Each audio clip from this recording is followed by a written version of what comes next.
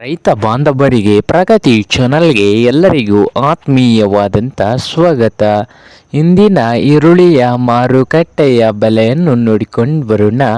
ಇನ್ನೂ ಯಾರು ಹೊಸದಾಗಿ ನಮ್ಮ ಯೂಟ್ಯೂಬ್ ಚಾನಲ್ನ ನೋಡ್ತಾ ಇದ್ದರೆ ಸಬ್ಸ್ಕ್ರೈಬ್ ಆಗಿ. ಇಂದು ಈರುಳ್ಳಿಯ ಮಾರುಕಟ್ಟೆಯ ಬೆಲೆಯನ್ನು ನೋಡೋಣ ಬನ್ನಿ ರೈತರೆ. ಇಂದು ವಿಜಯಪುರ ಮಾರುಕಟ್ಟೆಯಲ್ಲಿ 1 ಕ್ವಿಂಟಲ್ ಈರುಳ್ಳಿಗೆ 1,000ದಿಂದ 2,105ವರೆಗೆ ರೇಟ್ ನಡೀತಾ ಇದೆ. 1,000ದಿಂದ 2,105 ವಿಜಯಪುರ ಮಾರ್ಕೆಟ್ನಲ್ಲಿ 1 ಕ್ವಿಂಟಲ್ ಈರುಳ್ಳಿ ರೇಟು.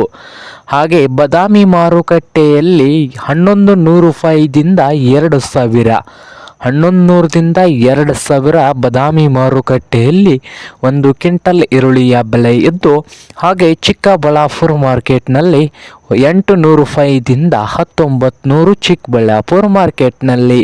ಹಾಗೆ ಬಾಗಲಕೋಟೆ ಮಾರುಕಟ್ಟೆಯಲ್ಲಿ 800 ರೂಪಾಯಿದಿಂದ 2,000 ರೂಪಾಯಿವರೆಗೆ 1 ಕ್ವಿಂಟಲ್ ಈರುಳ್ಳಿಯ ಬೆಲೆ ಇದ್ದು, ಹಾಗೆ ಹುಬ್ಬಳ್ಳಿ ಮಾರುಕಟ್ಟೆಯಲ್ಲಿ 1,200 ರೂಪಾಯಿದಿಂದ 2,300, 1,200ದಿಂದ 2,300 ರೂಪಾಯಿವರೆಗೆ 1 ಕ್ವಿಂಟಲ್ ಈರುಳ್ಳಿಯ ರೇಟು ಇದ್ದು, ಹಾಗೆ ಮೈಸೂರು ಮಾರುಕಟ್ಟೆಯಲ್ಲಿ